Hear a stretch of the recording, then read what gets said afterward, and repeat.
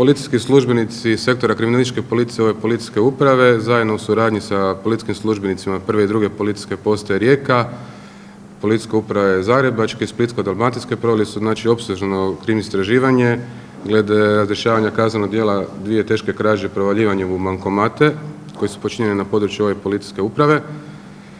Provale su počinjene na području Kraljevice i Kantride.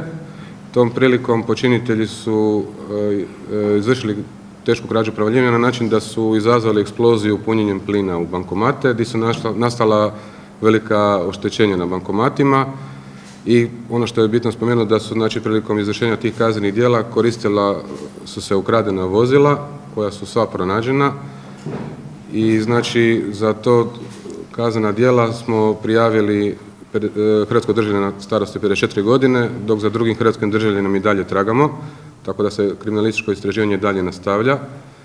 I veći dio novaca je pronađen koji je otuđen, tako da evo, dalje radimo na tim. Znači na temelju naloga suca istrage Županijskog suda u Rijeci ishodovani su nalozi i izvršene su pretrage domova i drugih prostorija te vozila počinitelja, u sklopu kojih je znači pronađena gotovo sva količina novca koja je otuđena.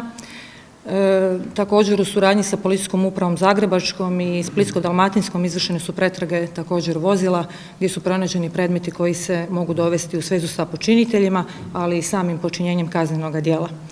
Ovo kriminalističko istraživanje rezultat je višemjesečnog planiranja, višemjesečnih analiza, prikupljanja informacija i suradnje sa drugim institucijama koje su nam pomogle u prikupljanju dokaza, znači između ove policijske uprave i Policijske uprave Zagrebačke. Erste banka u zadnjem bankomatu 17.9. koji je bio u Vere Bratinje 28, znači dostavila je odštetni zahtjev na 958.000 kuna, znači mi smo pronašli 954.000 kuna. Prvi bankomat 15. ožujka 2019. godine otuđeno je 200.000 kuna, znači nisu pronađeni. Počinitelj koji je pronađen je sa područja Zagrebačke županije, a počinitelj za kojim se traga sa područja Primorsko-goranske. Dakle, novac koji je pronađen, evo vidite dijelove bankomata, znači pronađene su i plinske boce i također mobilni telefoni.